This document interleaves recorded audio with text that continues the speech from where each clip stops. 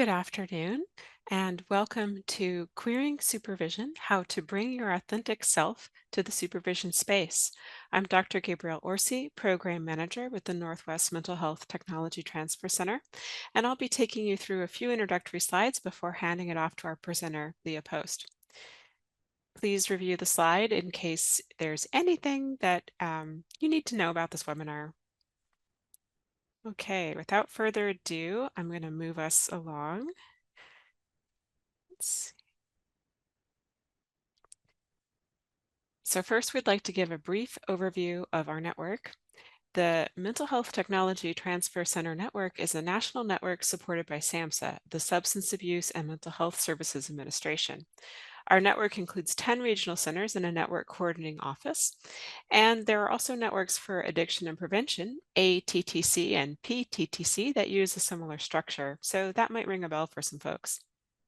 The MHTTC network supports resource development and dissemination, training and technical assistance, and workforce development for the mental health, behavioral health field.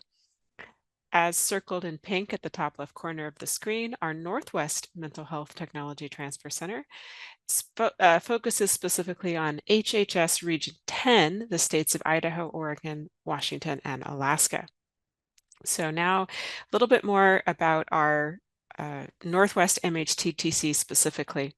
It's a really busy slide, but I just want to point out that we have some goals that drive what we do. We are accelerating the adoption and implementation of mental health related evidence-based practices. We aim to heighten awareness, knowledge, and skills of the workforce.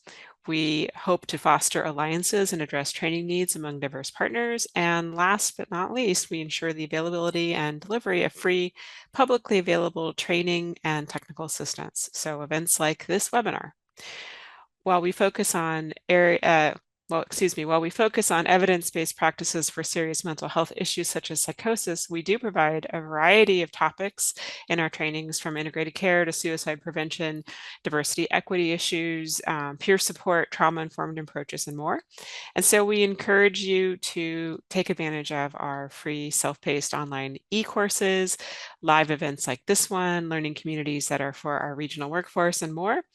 The best way to reach us is our website and our newsletter, which is published fairly frequently. We also have a podcast called Putting It Together that is available on all the major podcast streaming platforms. So just reach out and discover us if you haven't already. Okay, and then moving forward to a little housekeeping here. I know maybe everybody's familiar with Zoom, but we just want to review that we are going to have two places today where you can type. One is chat, one is Q&A. Q&A is for subject matter questions directed to our presenter. If you would like to make an observation, greet other people in the room, ask for technical support, please do that in the chat. For some reason, Zoom does not allow us to move questions from the chat to the Q&A.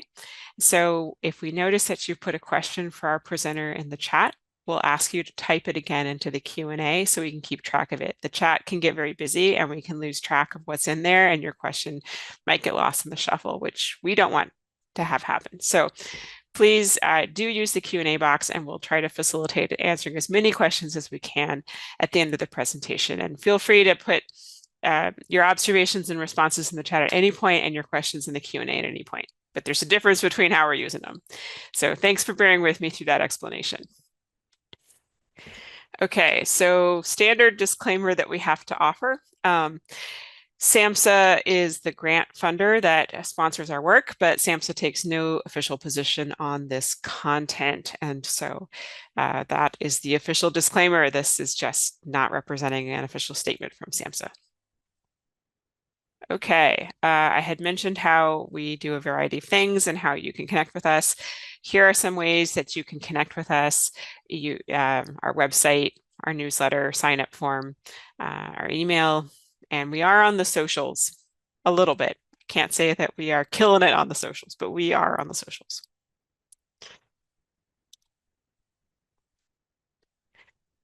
I'd also like to give a brief shout out to some upcoming events we have. On the 21st of August, 2024, de-escalation and personal safety through a trauma-informed lens. And on August 29th, 2024, mental health impacts of climate change, an overview. So we're real excited about these events. They're open to everybody, and you can find the Zoom webinar sign-up links on our website. And I believe my colleague may be dropping them in the chat as well today.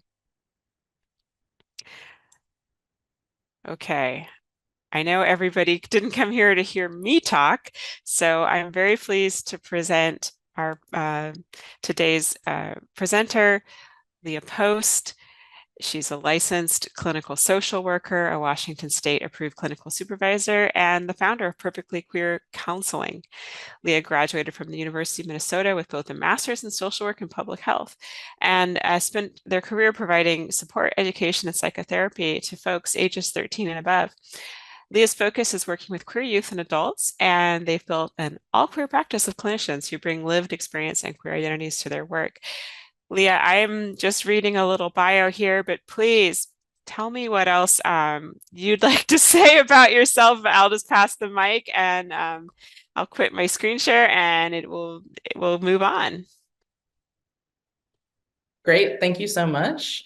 Hi everyone, thank you for joining us on a Friday.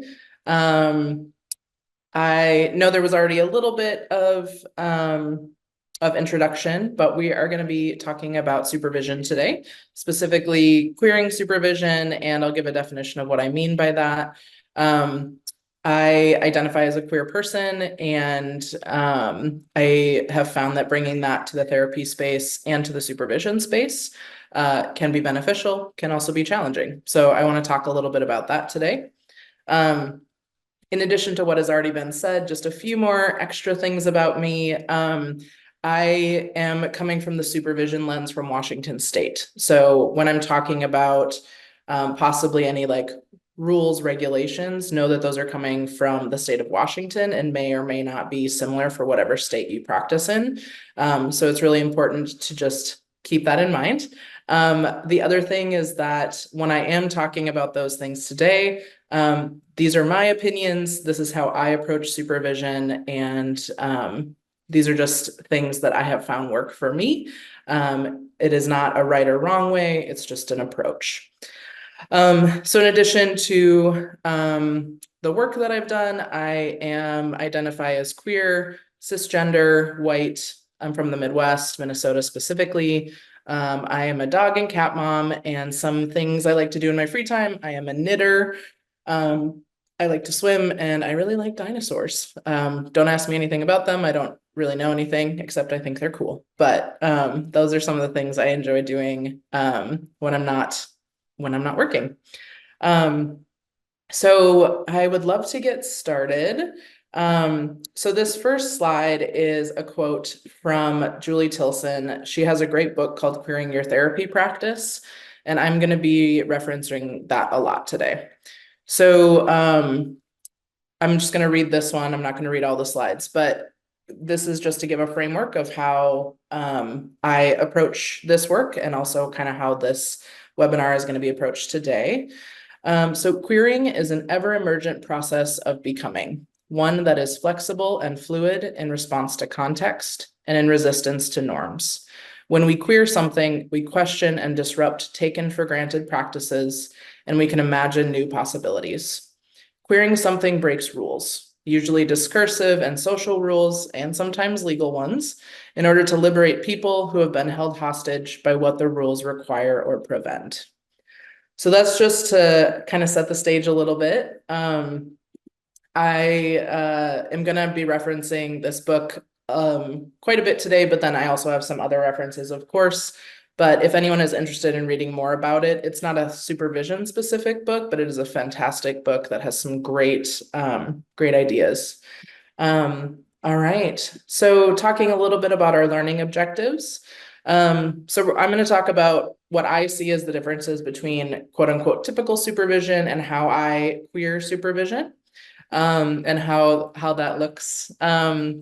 Talking a little bit about how power, privilege, and norms shape the therapeutic landscape, specifically the supervision space.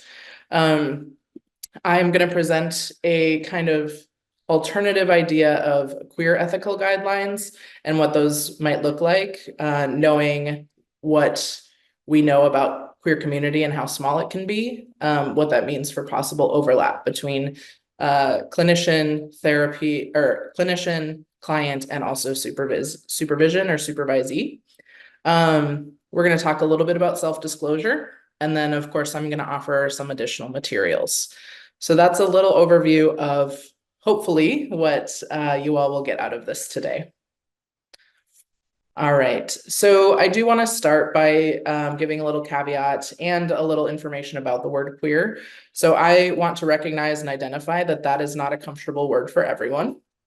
It has been used in a lot of ways. Historically, it is something that has both been used against the LGBTQ community and has been reclaimed. Personally, I identify as a queer person, and so that is why I use that term a lot. I also acknowledge that I'm in the Pacific Northwest, so that may look differently in this part of the country than it does in other parts. There are also a lot of generational differences with the term queer. So I just want to acknowledge that that is the word I'll be using today to talk about an umbrella term for the LGBTQ plus community. I am not trying to identify anyone or ask anyone to use that word. It's just the word that I use for myself and also for the work that I do. So a little bit about it. So the origin of the word queer is uncertain, but it actually goes as far back as the early 16th century, originally meaning strange, odd, peculiar, or eccentric. Don't know why I can't say that word today. In the late 19th and early 20th century, it was often used as a derogative term and something that was used against folks within the community. And then in the 60s and 70s, a lot of activists began reclaiming it. And today, a lot of folks do use it as an umbrella term for the community. And also everyone has a right to use whatever term they feel comfortable with. There's also queer theory. So queer theory was kind of born in 1990, and it grew out of lesbian, gay, and gender studies, and wanted to recognize that lesbian and gay was a binary and kind of limited some of the work that could be done. And so there's a lot around queer theory. We're going to talk a little bit more about that today. And the biggest idea about queer theory is that it's constructed and often based on systems of power. It also acknowledges that things grow and change over time. So the term queer can leave space for growth. And that's the way that I'll be approaching that today as well. All right. So before we dive into what my perspective of queering supervision is, I want to talk about kind of more typical models or some oversight on what I was taught when I was learning how to be a supervisor. So there are, of course, rules we have to follow as clinicians, as supervisors, and there's kind of three different levels. So there are the professional guidelines, and those would be your ethical codes. So that could be the National Association of Social Work. That could be the National Board for Certified Counselors. That could be the American Psychological Association. It could be the American Counseling Association. There's a number of different boards, and whatever licensure you may have, make sure that you are aware and know of the ethical guidelines you need to follow. Some boards have specific guidelines for supervision and some don't. Some states have specific laws for supervision and some don't. So it does vary across the country. It's just really important to have a really good understanding of the codes you need to follow for your licensure, and then how to make sure that whoever your supervisee is also has an understanding of those. There's also federal guidelines. HIPAA is probably the most well-known federal guideline. One thing about HIPAA is that, and I don't want to get too far into this, but HIPAA is a broad privacy law, and many states and sometimes individual counties or boards have actually more strict laws than HIPAA. So Washington, for example, Washington State has additional privacy laws that we need to follow in this state. I apologize, my window is open and there's some cars going by. So Washington has additional privacy laws we need to follow, and then the Board of Social Work within Washington or the Department of Health Social Work also has additional rules we need to follow for privacy. So HIPAA is sort of the starting point. And the general rule of thumb is always follow whatever the most strict rule is in your jurisdiction or in your state. The other thing too is that agencies can have their own rules. So there's going to be, again, sort of the overview of whatever the state privacy laws are, whatever your board privacy laws are, and then individual agencies can also create and enforce their own sets of rules. And then there's going to be also some state laws that could be administrative codes. It could be case law that is put in place. It could be mandated reporting, and mandated reporting also looks different from state to state. So it's really important to have an understanding of what that looks like. So the things we have to be aware of outside of all of that. So the kind of critical components that I was taught for supervision is responsibility, duty, and liability. And that's both to yourself, to the supervisee, and to the clients. And then as far as receiving training, again, state, board, all of the different jurisdictions are going to have a different requirement for training.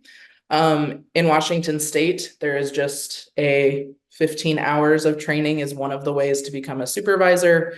And that can look different for people. There's also additional options. So for me, anyone who's from Washington State or specifically the Seattle area, I'm just going to give a plug for Eric Strom. He's fantastic. He is who I call the therapy lawyer. But that's where I got my training from, and it gave me a great overview of the very specific laws and rules. And then in addition to that, though, everyone is going to have different options. So make sure that you know what you need for your jurisdiction. That's not what today's training is about. I just wanted to give that kind of basic information that there are rules that we need to follow. All right, so looking a little bit forward onto the next slide, we're going to talk about querying supervision and what I mean by that. So when I say queer supervision or querying supervision, again, the term queer and the identity of queer can be a very personal thing for individuals, and that can include clients, that can include supervisees, and it can include yourself as a supervisor. So it's important to kind of know where your own personal boundaries and limits are as you're debating whether or not you want to bring this to your space. It can be really vulnerable, and a lot of folks specifically do seek out someone that has a similar identity or shared identity with them, because it allows for a little bit more safety. There can be some connection with community. And even if someone shares an identity, if someone else says, oh, I also identify as queer, that doesn't mean we have the same experience. What it does mean, though, is that we may have similar ideas. We might have similar references, pop culture. We might run in similar groups even. And we'll talk a little bit about that too. But it is important to understand that having shared experiences with clients can be a powerful tool, and having shared experiences with supervisees can also be a powerful way to allow supervisees to really explore who they are as therapists or who they want to be. And so all of these things, again, it's everyone's own personal decision, whether or not they want to share. The name of my private practice is Perfectly Queer Counseling. So we are very privileged to be able to do that. And we're in Seattle, so it does feel like a space that feels fairly welcoming. Also, there are folks that seek us out specifically because we are a queer identified staff. So again, we are able to do that. We have the privilege of being able to do that. The folks that come to us and work with us, and also all of my associates and interns, have joined us knowing that we're a queer practice. So it's also important to recognize that when talking about queer theory, when talking about gender and sexual orientation, a lot of that is fairly absent from the schooling that we get. There might be parts of it here or there, Some folks might be lucky enough to have a class specific to the queer experience or to the queer community. And this is an example of like a continuing ed option, but this is something that someone would have to seek out. It's definitely not considered a standard part of at least the work that I've done. And so this is something too that can be important for people who feel like they're not represented in the work or in the research. It's also important to note that just because someone has a queer identity does not mean that they are necessarily a safe person, and vice versa. So it's important to know what your own internal biases are, to understand where you're coming from, understand why you want to do this work. So it's still important to recognize that harm can come from within community. So making sure that it's not, oh, this is a queer space, so it's safe for all queer people. That's simply not true. We're going to talk a little bit more about that in a minute, but a couple of the things I want to bring up, and this is something that has come up more recently, is not intended to be necessarily covering all of this community, but the gay, white, cis male population of the LGBTQ umbrella often has a lot of a word called homonormativity attached to them. And we're going to talk about that term a little bit more, but it can be like perpetuated societal norms that still cause harm. And cis white men, even if they do identify as gay, are still going to be at the top of the privilege ladder, if you will. And so sometimes there is still a lack of recognition of privilege in those spaces. I recognize that as a white cis woman, I also hold a lot of privilege in that space, even with a queer identity. And so it's really important for me to analyze not only my work, but also like my learning and all that, so that I'm not siloing myself in the queer white space, and ignoring folks that might be harmed by the communities that I am a part of, especially when it comes to trans folks, questioning folks, people that don't feel like they fit into the LGBTQ umbrella. A lot of folks can feel othered in those spaces. So it's really important to make sure that you're questioning and really thinking about your own impact on the work and your own privileges that you bring to the space. So I want to expand a little bit on the next slide around the term homonormative. It's something that's I don't hear very frequently, but I do want to bring it up and give some examples. So folks may be more familiar with heteronormativity. So heteronormativity is the idea that it is assumed that everyone is straight. So when people say marriage, the idea that comes to mind is one cis male, one cis female. The idea that when someone might say, oh, my partner, that however they present as far as gender, maybe the opposite gender presentation would be their partner. So there's a lot of heteronormativity very much steeped in our world. It's pretty much constant in media, all that type of media, music, all of it. So homonormativity is something that, again, can be just as harmful. It often is very much steeped and ties in with heteronormativity. It mimics heteronorms. So a few examples. So there, I don't even know what year it was, 2015, when same-sex marriage was legalized nationwide. That was obviously a big win. That's fantastic.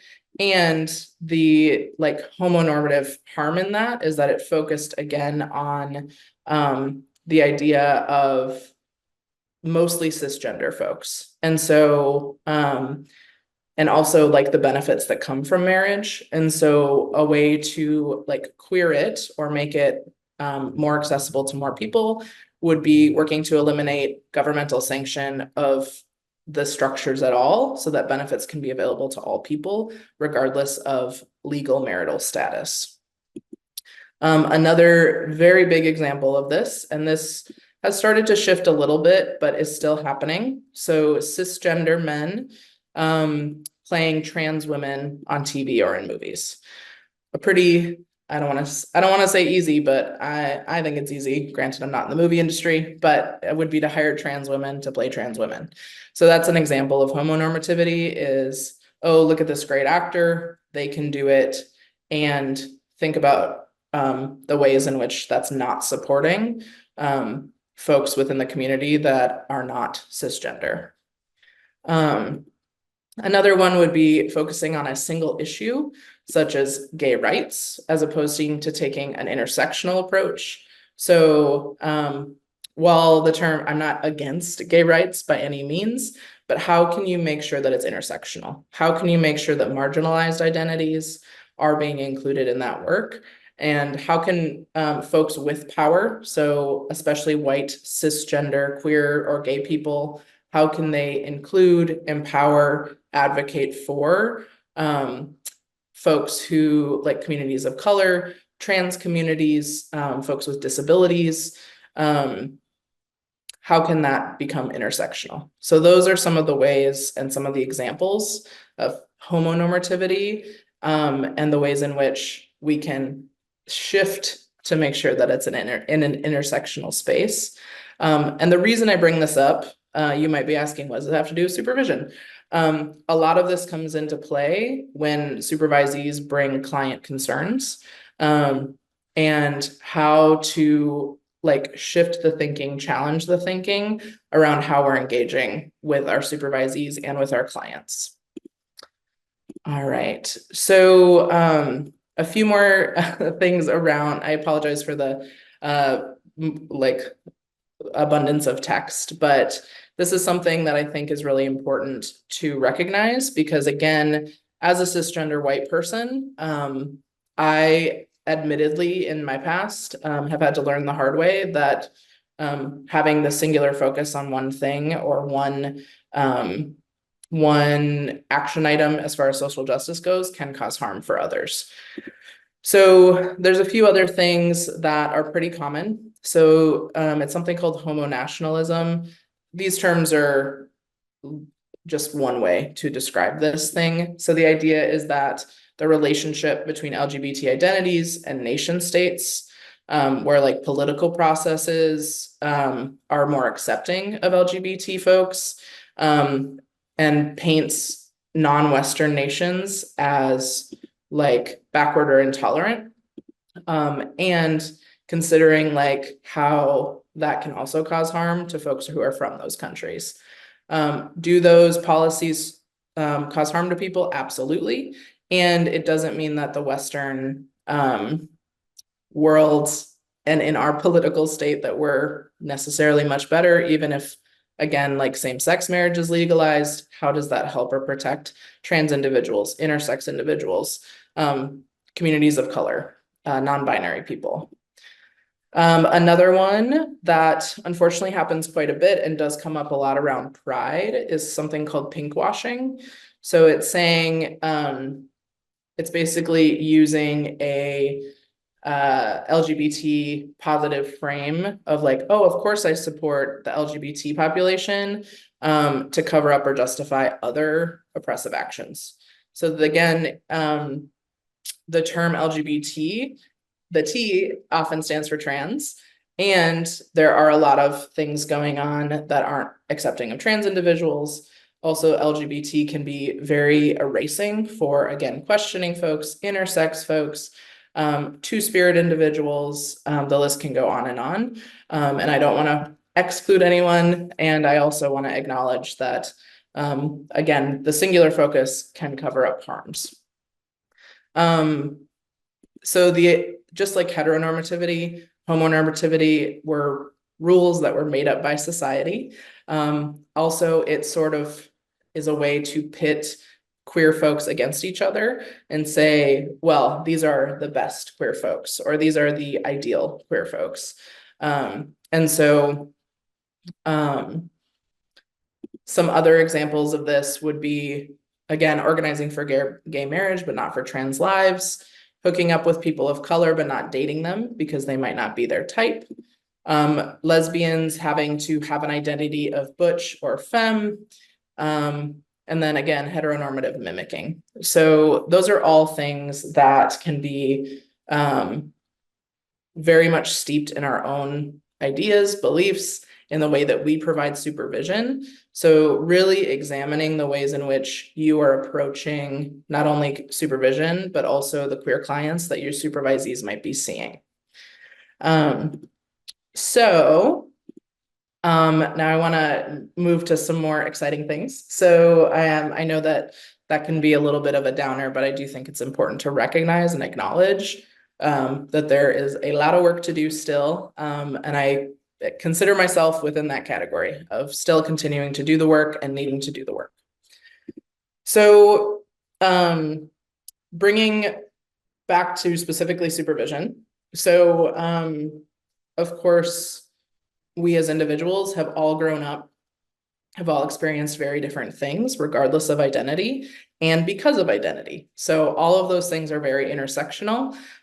They shape the way we see the world. They shape the way we've experienced the world. They shape the way we do therapy. They shape the way we approach supervision.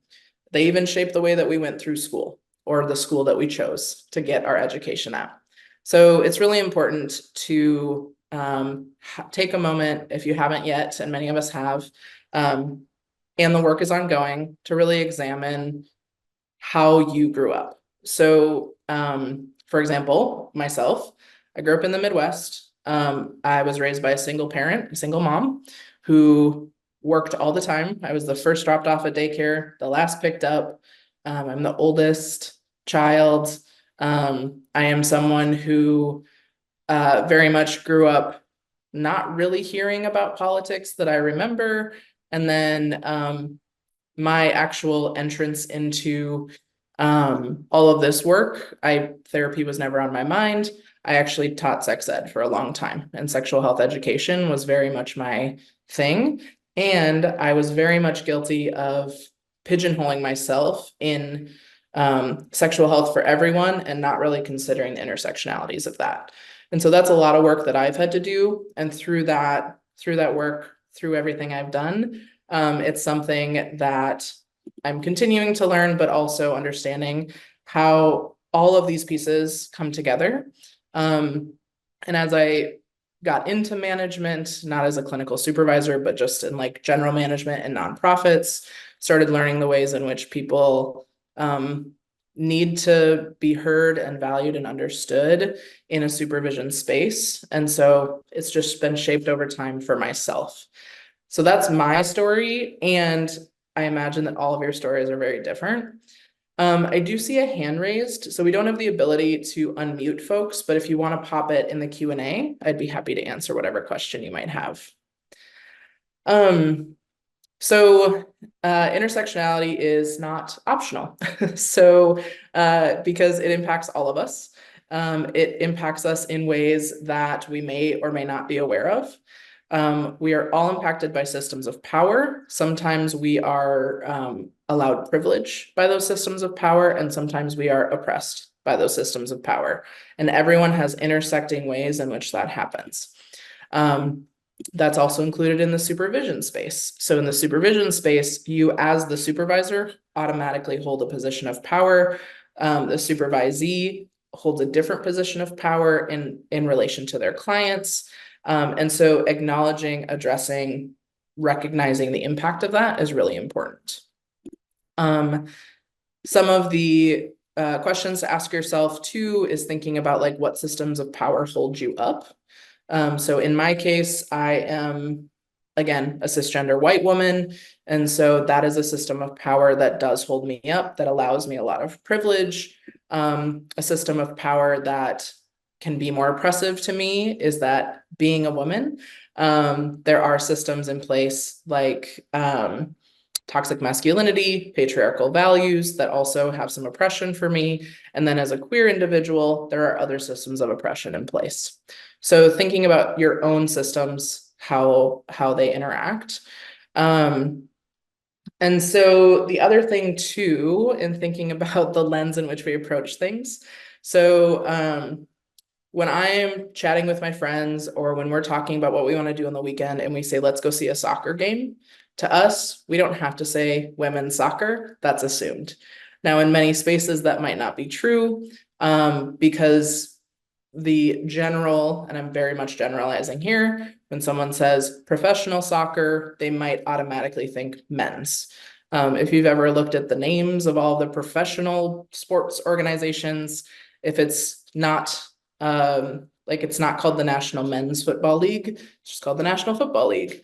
Women's soccer has to have the W in it, the WNBA, the hockey, the new women's hockey leagues have a W in them. So there's, again, thinking about the ways in which even our society, the language we use, automatically skews towards maleness, towards heterosexuality, all of those types of things, because it's the dominant culture. And so in thinking about how that translates to supervision is when, just think about like the last time you were either supervised in consultation, providing supervision, and someone was describing a new client. How do they describe that client to you?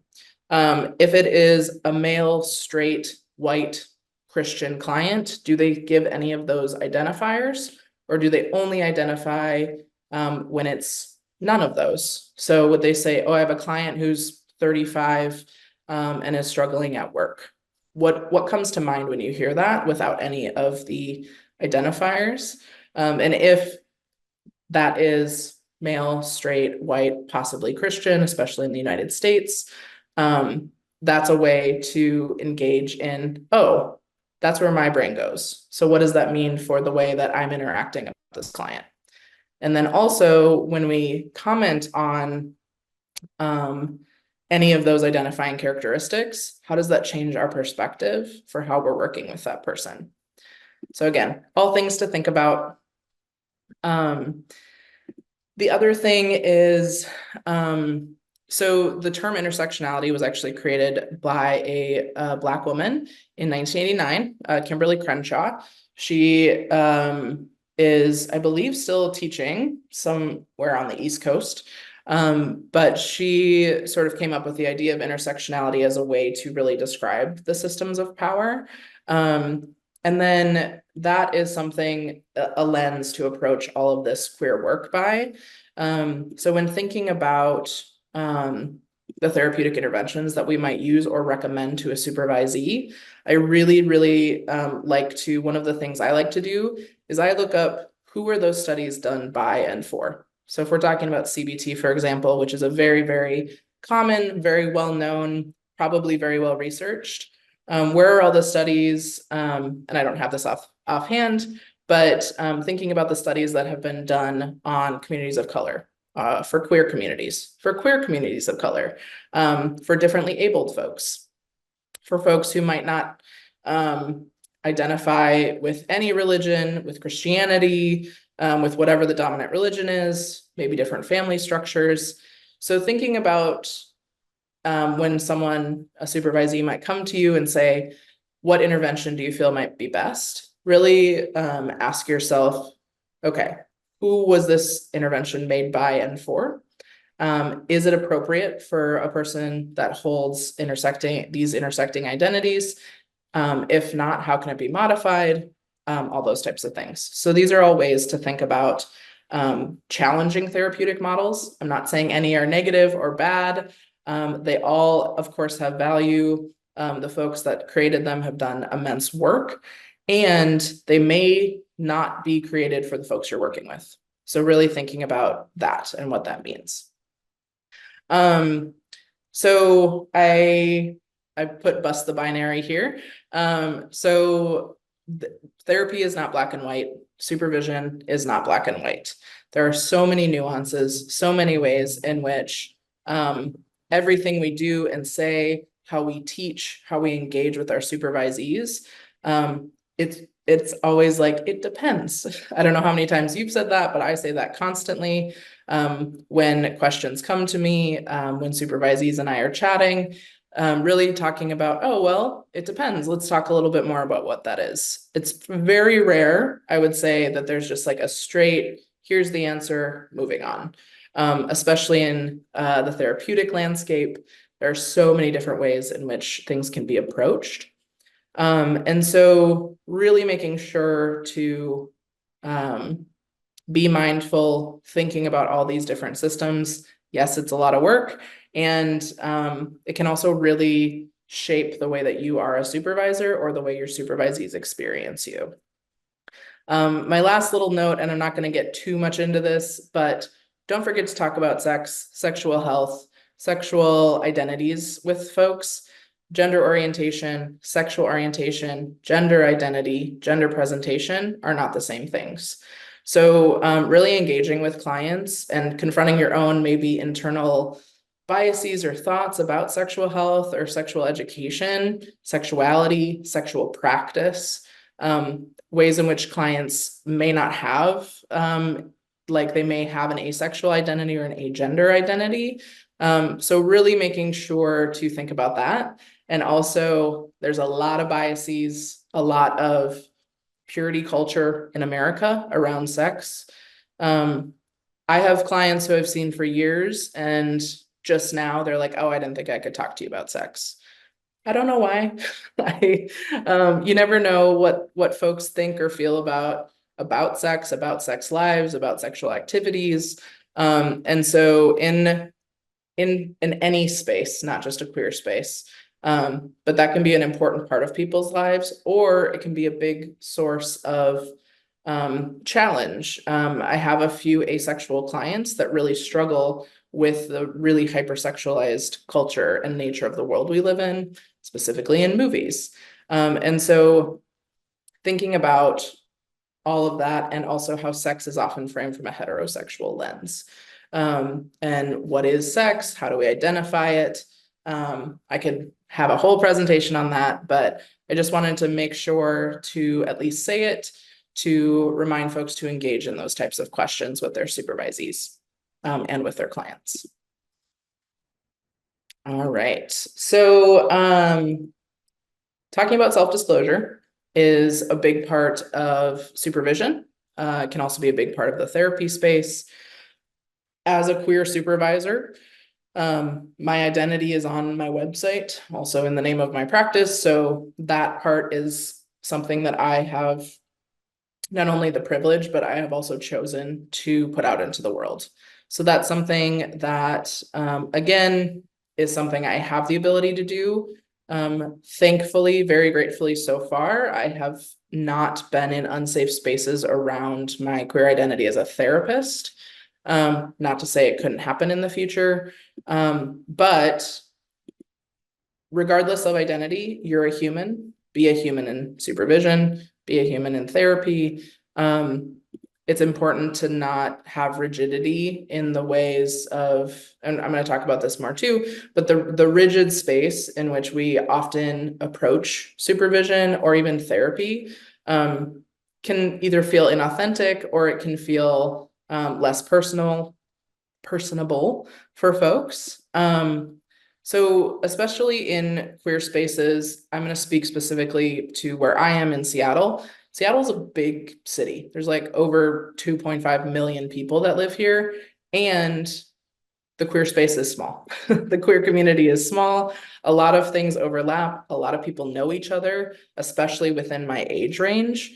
And so even though Seattle is a big space, it's a very queer space, very open and welcoming. I have run into clients when I'm out and about, at Pride every year. I usually at least see someone. And those are things that a lot of supervisees find some discomfort with. And my approach, and I'll talk about this more too, is that you don't need to stop living your life just because you're seeing folks within your community. You deserve to go and do the things you enjoy as well. So It's okay to see each other in the wild. My supervisees I'll see every once in a while too. This year, actually, at Seattle Pride, I saw like 3 different folks. So it will happen, especially in these smaller communities, especially if you live in a really small area.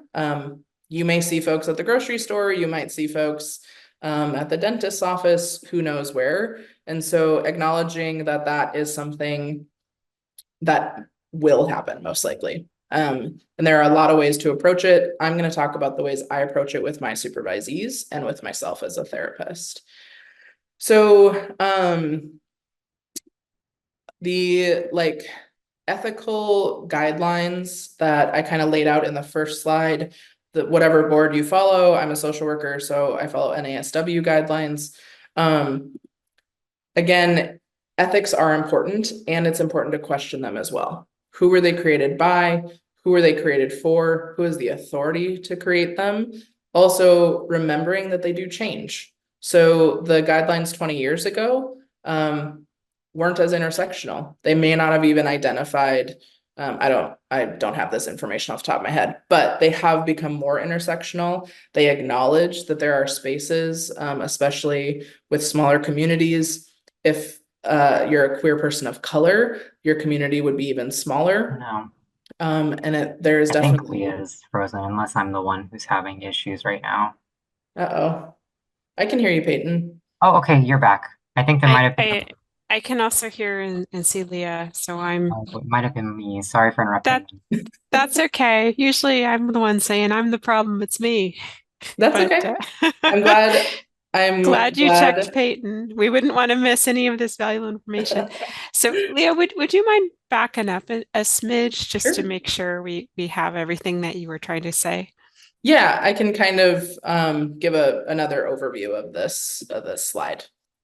So I might be repeating a few things. And so just thinking about what that looks like.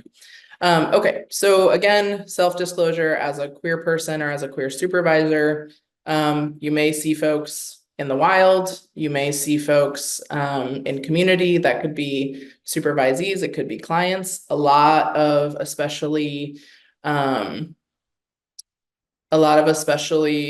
interns have a lot of concerns about seeing clients in the wild. And so this is something I work with in graduate level intern students a lot, is that it's okay to be human. It's okay to do things you enjoy. And acknowledging with clients, preparing them appropriately for the fact that this community might be small. So staying ethical doesn't necessarily mean rigid. It's important to confront the power dynamics. It's important to think about the ways in which those may or may not be something that feels good for the work that you're doing. And also, sometimes we need to address power inequities that might exist within our own ethical guidelines, our professional ethical guidelines, and thinking about like professional ethics versus personal ethics. So living and working values that are important to you is also really important to bring to the space, and something that I bring to the space as well. So continuing on the ethical content and questioning. So it's important to question everything. Again, just like with any sort of intervention, who were the ethics created for and by? When did they last change? When were they last updated? Some are updated more frequently than others. I don't know not necessarily why that happens. It probably has a lot to do with boards or some sort of power structure. Also remember that a lot of these ethical codes are only for folks with certain levels of education, with certain licensures, and can feel very elitist to clients. So yes, I want to acknowledge we all worked really hard for the schooling that we have, the work that we've done, the clinical hours we've put in, all of that. And it's very much a privilege to be in a space, to have a master's degree, to have completed an unpaid internship potentially. All of those things bring power into the space.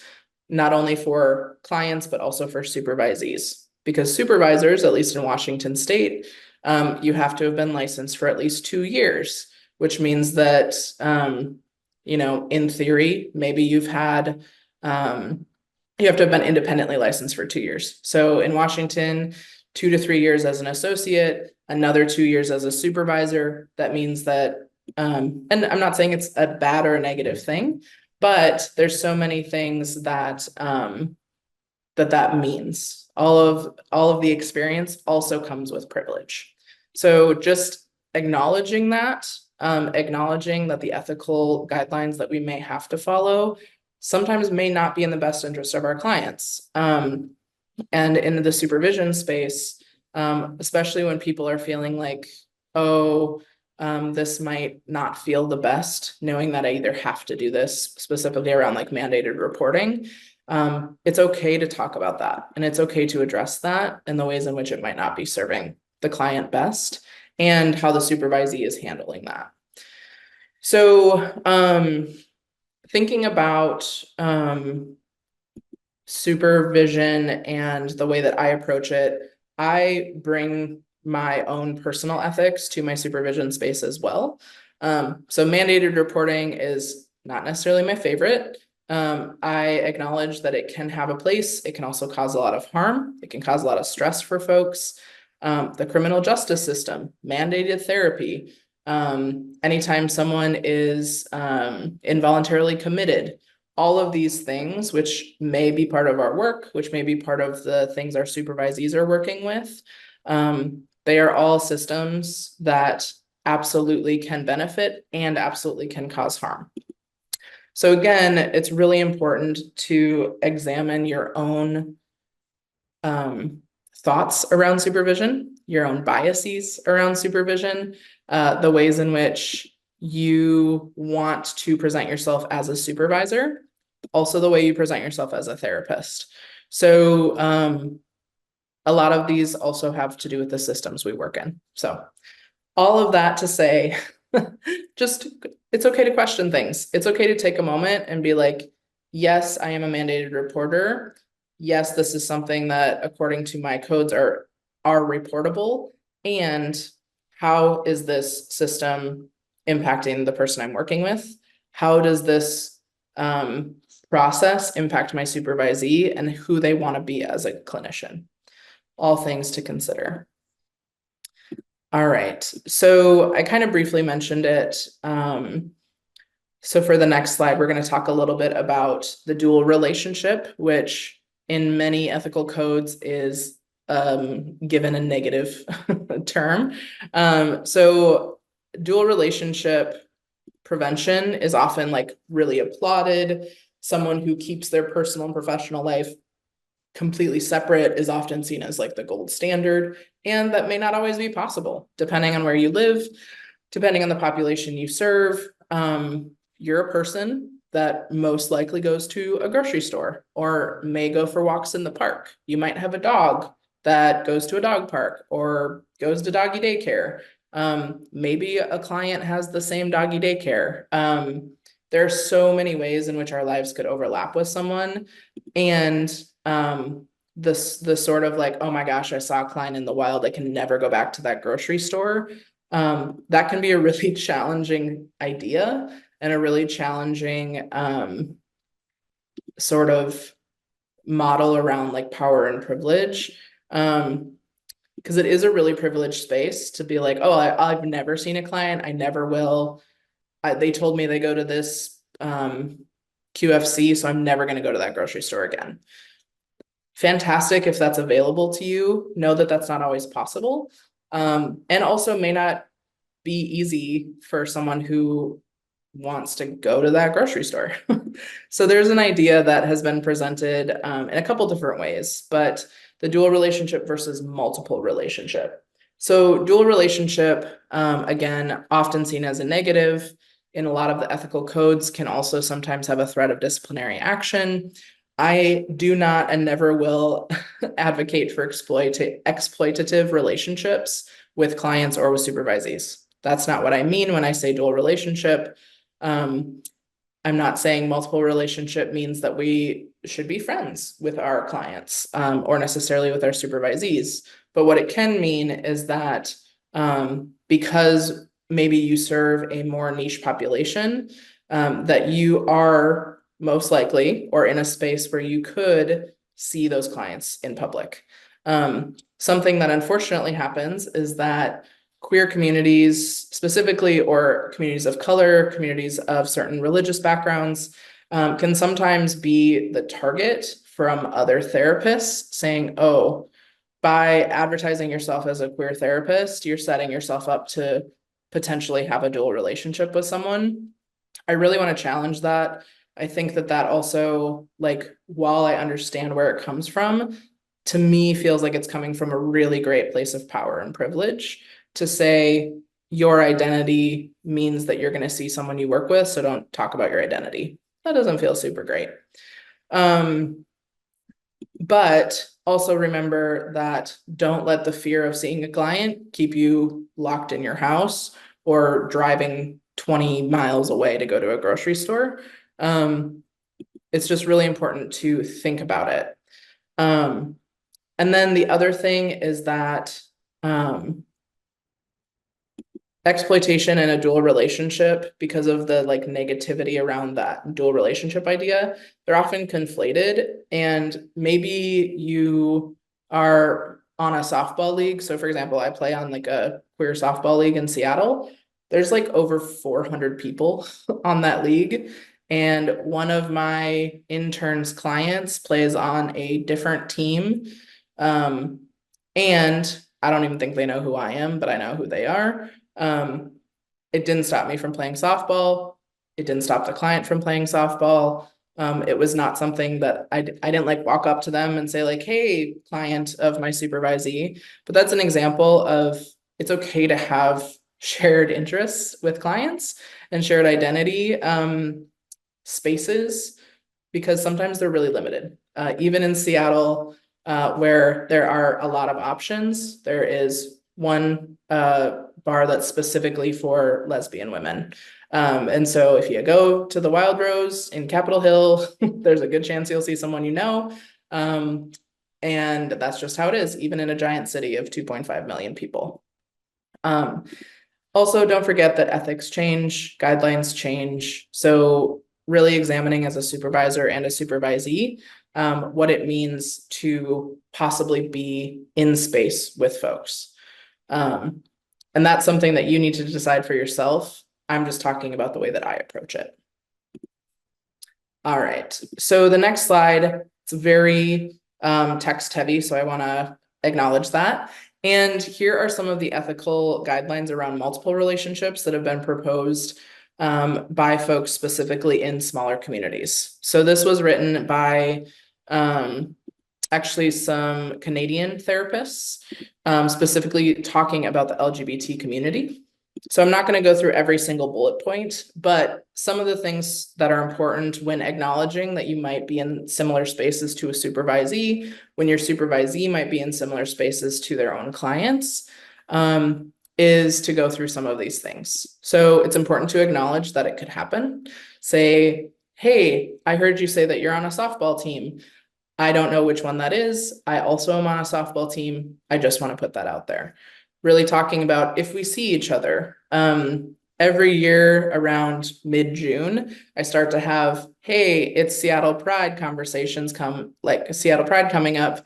Let's have a conversation about what happens if we run into each other or see each other. And so I don't feel the need to hide that I attend Pride to my clients.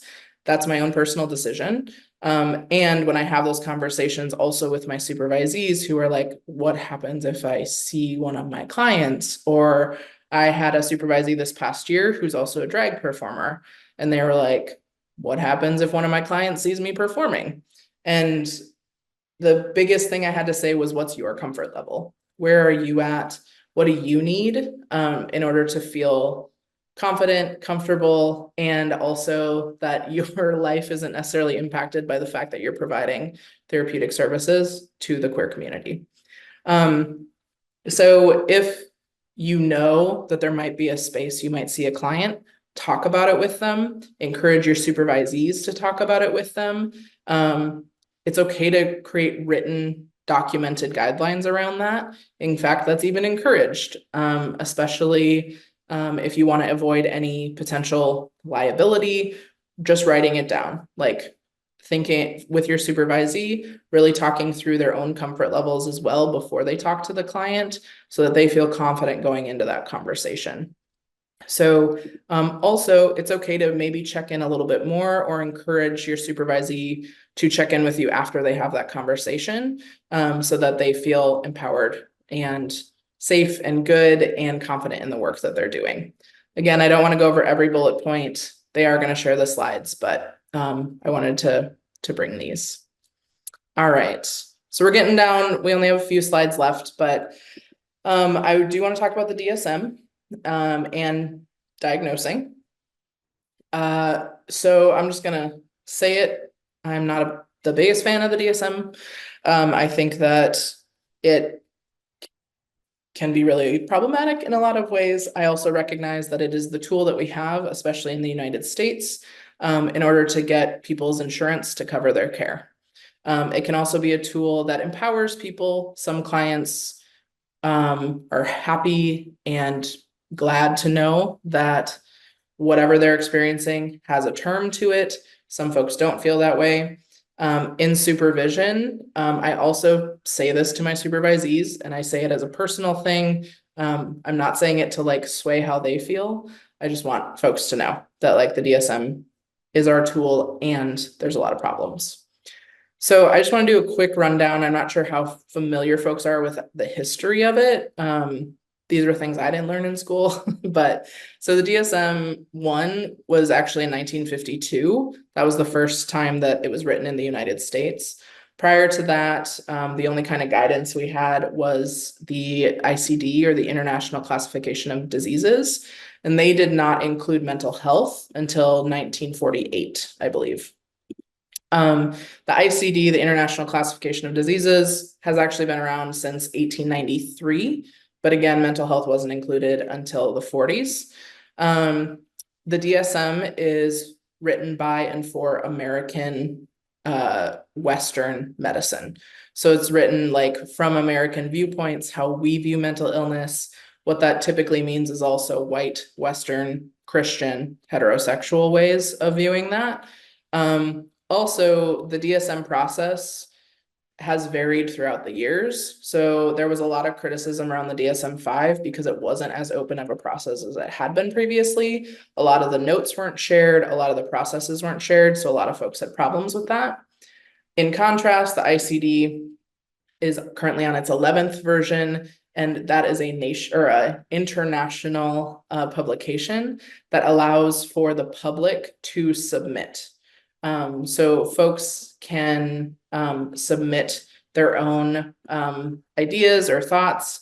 They accept public submissions, and that also is medical and mental illness. So just a couple things to remind folks. So homosexuality was considered a mental disorder until 1973. That's when it was removed from the DSM. So until 1973, it was a diagnosable disorder. Also, the DSM-5 changed from the DSM-4. It previously was gender identity disorder, and then it moved to gender dysphoria. The reason for that was they didn't want to have the word disorder associated with it due to the stigma. And then also the DSM, and I'll actually talk about this on the next slide. I don't want to get ahead of myself. But the ICD-11, the current ICD, removed gender incongruence as a mental disorder and changed it to a sexual health condition. Still not fantastic, but it's what we got. So on the next slide, there's just a little bit more. So in 2022, the DSM-5 did have a text revision, and they did change some of the language around gender dysphoria to include gender affirming hormone treatment, individual assigned male at birth, individual assigned female at birth. And again, that was in an attempt to reduce some of the stigma around the gender dysphoria diagnosis. Unfortunately, in many cases, and I do this work with my clients, and I also teach this to my supervisees, is how to engage it with the gender dysphoria diagnosis, because it's pretty much required, at least in Washington State, or in a lot of insurance companies require gender dysphoria diagnosis for gender affirming care. That could include anything from hormone treatment, puberty blockers, to surgical support for folks. So this is something that I really spend some time with my supervisees on, is not only how do we engage with folks around the fact that we have to put gender dysphoria as a diagnosis, but also what it means for clients, how it impacts them, how it's also on their medical record, if their insurance is paying for it, and all of the feelings around that. The other thing I want to say is that explanation of benefits, so especially for young people or people still on their parents' insurance or on a spouse's insurance or whatever, the explanation of benefits will often automatically go to whoever the primary insurance holder is. Now, there are places and states where that may not be true. Also, people can call and say, please don't send the explanation of benefits to the primary account holder, send it to me. So the explanation of benefits will often have a diagnostic code. It will also say the service rendered. So if someone is seeking therapy for gender dysphoria, that may show up on an explanation of benefits and unintentionally out them. So I'm really, really mindful when talking to supervisees about billing insurance, about how to have these conversations with clients so that they are can have provide informed consent for whatever we end up putting on that insurance bill.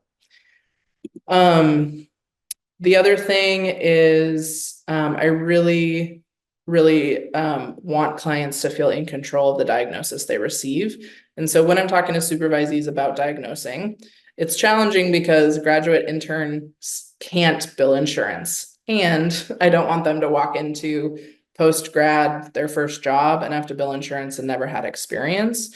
So I really work with my interns and then also my associate level therapists on what diagnosing means, how to talk to clients about it, how to engage in a really critical conversation where we are critiquing the DSM, where we are saying, hey, this diagnosis may not have been written for someone who has the intersecting identities that you have. And if you want to use insurance, this is unfortunately what we have to do. So I could go on about that for a long time, but I just wanted to remind folks that that's a thing. Explanation of benefits doesn't always guarantee privacy to the client. And at least in the US, a diagnosis is almost always required for insurance to pay for services. Okay. Second to last slide before we get to resources. So I've talked a lot about ideas, thoughts, my own personal feelings about certain things. How does queer supervision, what does it look like in practice? So for me, it means sharing my identity with my supervisees. It means allowing them a space to do the same. I have had folks reach out to me specifically because I identify as queer and they were looking for a queer supervisor. So that is something that has happened. Also, I've had folks reach out requesting supervision. We do a consultation call and we determine it's not a good match for a variety of reasons. So again, one queer size doesn't fit all. And so just because someone has or holds a queer identity does not mean that they're automatically a good match. And it could be for a variety of reasons. So it's still important to recognize that the intersectionality of identities and the intersectionality of values, of systems, of power, all of that is really important to consider. So again, acknowledging systems of oppression and power that you as the supervisor holds and that the supervisee holds. So these are all things to really talk about, really dive into. I also highly recommend folks seeking out consultation with peers. So as a supervisor, I'm part of a peer supervision group. And it's not just queer providers. I really was intentional about finding a space with other intersecting identities that some share with me and some don't. I don't want to silo myself. I don't feel that that makes me an effective supervisor if I only work with queer individuals and only provide queer supervision and never hear about anything else. So that's, again, one of my personal values, but something that I highly recommend to folks. The very last bullet point is always challenging. We exist and live in capitalism. It's a huge system of oppression that I talk about with my supervisees all the time, especially when it comes to charging clients. And as a supervisor, when it comes to charging for supervision, it's hard. It doesn't always feel great. It doesn't always feel equitable. And you as a supervisor also have to exist in capitalism. And so because we have to participate in those systems, it's okay to charge for your services. It's not okay to price gouge. So be mindful of that. I personally offer different rates based on the intersecting identities that folks hold. If someone was a graduate student with me, they get a discounted rate. If someone is BIPOC, they get a discounted rate. And I still feel guilty every time a supervisee pays me. Every single time. I have some capitalistic guilt, and I have to pay my own bills. So I just want to leave it at that capitalism is a huge system that impacts all of this work, impacts all of us. And you don't have to work for free in order to be a equitable, valuable supervisor. Okay, I've been talking a lot. Thank you all for staying with me. So the very last slide is just some resources. A few of these, so I mentioned already, Queering Your Therapy Practice. It's a great book. It's not a super thick book, by Julie Tilson. For myself as a white person, I got this in my first semester of undergrad when I was a gender and women's studies major, but White Privilege: Unpacking the Invisible Knapsack really helped shift a lot of things for me. So if you have not had the opportunity to read that, I highly recommend. It's by Peggy McIntosh. Kimberly Crenshaw was the person who sort of created the idea of intersectionality. She has a great book on the writings around that.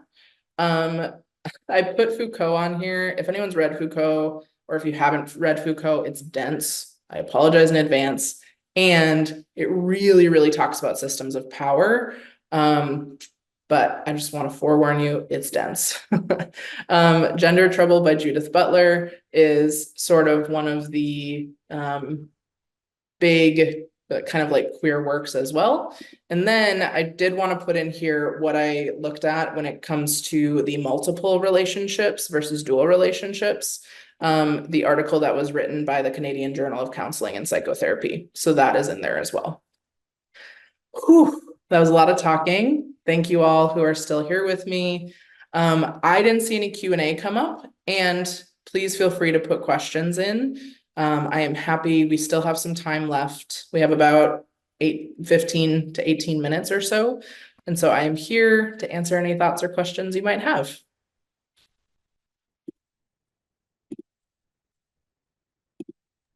Wonderful. Thank you so much for sharing your experience, your insights, your knowledge. Some of what you were saying was resonating with us. I can say, or I should say with me, because our center serves a 4-state region, and large portions of each state are rural, and a rural community is often a small community, and there maybe is only one grocery store, and you are going to see your community members. Yes. Not speaking of queer community, but just people who live in the same place you do. And so some of these issues, and then some of the solutions you're proposing, and the ways in which you might approach and address them, I think resonate beyond specifically queering into a larger context of what do you do in a small rural community where you are going to overlap with your neighbors quite a bit. So that was kind of interesting to me. And to me, it drew a parallel to mine when I was teaching, of trying to make content accessible, often serve people for whom, they didn't have a visual impairment, for example, but the captions and the transcripts help people in various ways, people who are dyslexic, people who didn't speak English as a native language, people who wanted to read rather than rewatch the whole video. So I think there's some potential from what you're saying as well to take away strategies for the toolkit that would apply to a variety of folks beyond the communities we've been discussing specifically. So I'm really excited about some of what you said. So thank you. Yeah, thank you. And I completely agree. This does not have to be just for queer folks or for the queer Absolutely. community. It's just sort of like what I focus on. And I've in working with queer community, again, I've seen folks around town. Even if someone I live in West Seattle, which is sort of like a little peninsula over here. That can be a small town, sort of like a small town feel. The other thing I will say is, so my private practice is completely online, which was a product of COVID. And what we've recognized from that is that a lot of folks from small towns reach out to us because maybe there is a therapist in town, but they don't feel comfortable with them. They don't know them. They're their friend's mom or something, like who knows, what that relationship might be, and they might not be out in their community. So as far as like providing queer therapy or even queer supervision to folks in rural communities, that can be a really powerful tool. And that's for any intersecting identity. But yes, the small town can be really challenging. It can also be a really beautiful thing. So I don't want to like negate the fact that you can live and work in the same community. That again, go to the grocery store, if you're someone who likes to, I'm a knitter and there's not that many yarn shops. And so there's a good chance I might see someone there if they share that hobby. So again, I come from the perspective of as long as you're doing the prep work with your clients, with your supervisees to acknowledge this may happen. How do you feel about that? It's also okay if they're not comfortable to say, would you like me to help you find someone else to work with? I want this to be a safe space. So you don't have to work with folks if you're uncomfortable. So that is what I'll say about that. Thank you so much. Thank you so much. Yeah.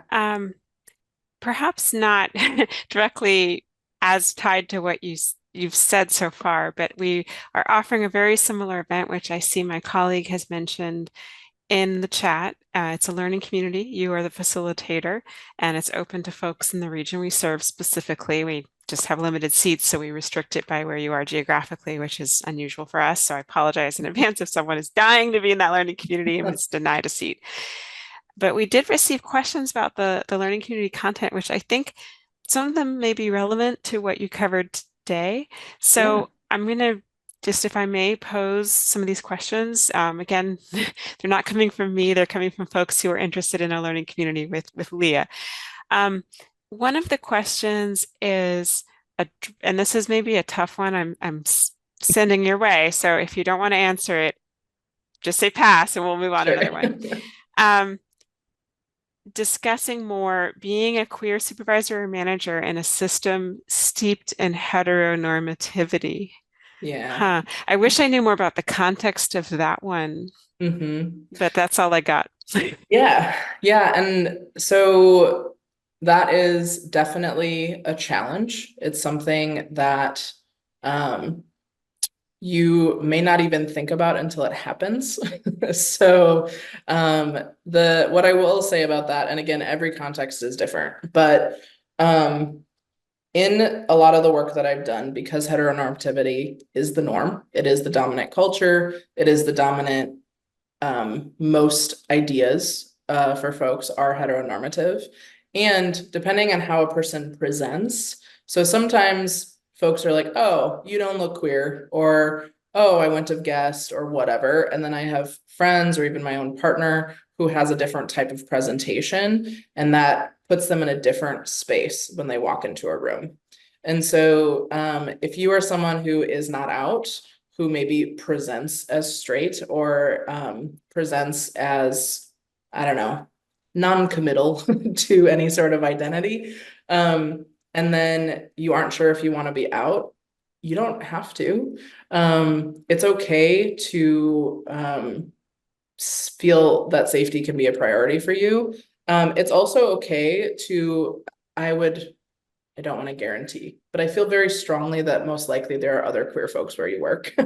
And so thinking about ways in which to identify community, sometimes queer community has subtle nods to each other. I've seen some TikToks about that, about like, hey, I work at a really conservative place, or I work for a religious institution where I can't be openly queer, but I am. What's a way that I can show that?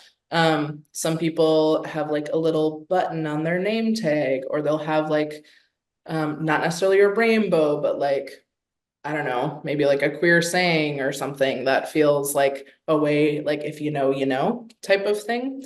And so again, I want to encourage everyone to like do what feels best for you. Safety is important. Also, depending on your ability to challenge some of those systems, if you can, that's also a way to work towards changing that, because if you're experiencing that, your supervisees and your clients will experience it too. And there will be queer clients that walk into a space that might not be queer friendly. And so thinking about the ways in which, okay, I maybe work for a Catholic organization, and I'm not like shitting on Catholics, sorry for my French. Just saying that maybe that won't be as an accepting of a space, or somewhere that being out is not as, I don't know, of the norm. And so how to find a space within there that you can exist as your true self with your intersecting identities, finding other folks, have some subtle nods.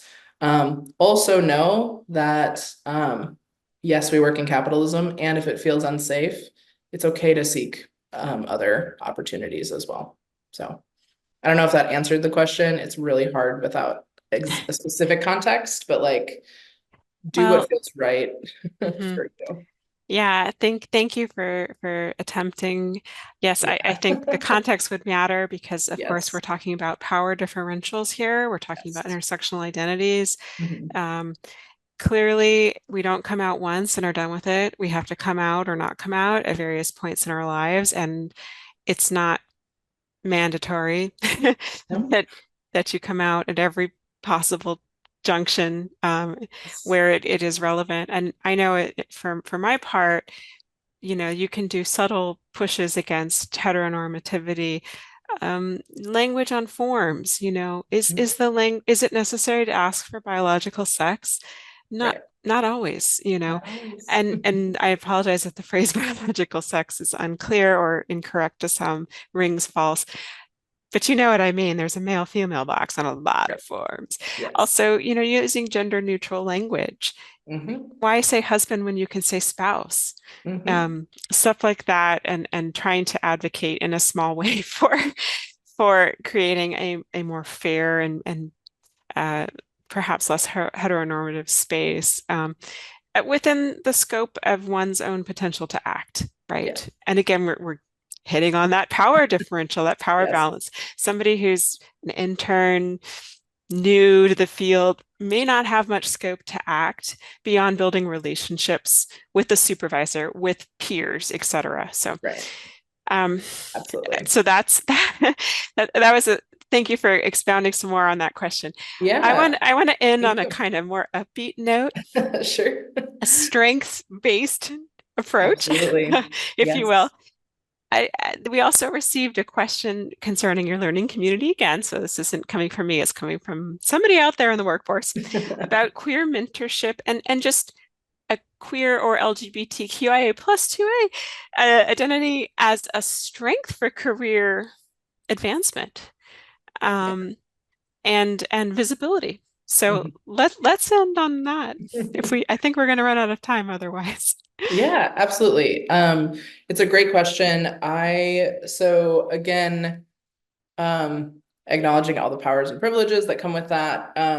The Since creating Perfectly Queer Counseling about 3 years ago, and working with the University of Washington, that's the majority of my interns right now is the University of Washington Masters in Social Work program.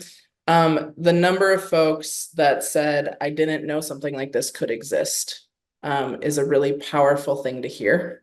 The number of applications that I get, granted, I don't know how many other places get, so I don't want to like speak to that, but I often have more than like 20 applications for my 2 spots. And people are really excited. People are really excited that they get to be themselves. They also are really excited that a lot of the same values that they hold, not only as a queer person, but as an intersectional, like I try to put intersectionality at the forefront of all the work that I do. And that includes offering like educational stipends for folks that I can't pay them hourly because of weird tax stuff. But what I can do is I can offer some educational stipends so they can buy books. They can attend trainings, they can get certified in whatever they want. And so just like subtle nods to the way that I can fight the system of capitalism, or I, as the owner of this small little practice, can change the narrative around what it means to be queer and to hold queer identities. And that doesn't mean that I'm just saying to folks, like, don't only work with certain populations. And it's just, it's been such a powerful place for us to be. I just hired my 2nd employee, so we're a big band of 3 right now, with my 2 intern, like I also will have 2 interns. And one of the coolest things is that this summer after graduation, I had like a little previous and current and future intern gathering. And it's just so beautiful to see the space that can be created when holding space for some of these intersecting identities. I normally only have a few minutes, but I see a question that I just want to address really quickly. I had an elitist supervisor that unless you had a degree of master's or higher, she didn't interact with you, would demean staff in meetings in front of the entire team and in front of all department we interacted to. How would you deal with a supervisor such as this? Oof, that's hard. I also said that quickly, so I apologize. But so one, you aren't like, you can't necessarily change people. So it's not something that maybe you have any power over. However, making subtle nods to things and lifting up communities that maybe this person sees as less than in ways that aren't directly pointed, right? Like saying like, well, you don't believe that this is important can automatically lead to someone being defensive. But really, maybe in a staff meeting, you can talk about the amazing work that peer support staff can do. Or, oh, we had fantastic bachelor's level interns. Or, oh, this agency that I worked with over the summer, they had this really cool program where they encouraged folks with lived experience to come in, and I saw that the clients really benefited from that. So there can be really subtle ways to slowly plant the seed for folks that have that sort of elitist attitude. It also is okay to say that, like, I mean, again, safety, power, all that kind of stuff. Master's degrees aren't everything. And sometimes people need to hear that, and sometimes they can't. So, but it is okay to, again, start planting the seed, really talk about the benefits of folks outside of maybe the typical therapy system. So.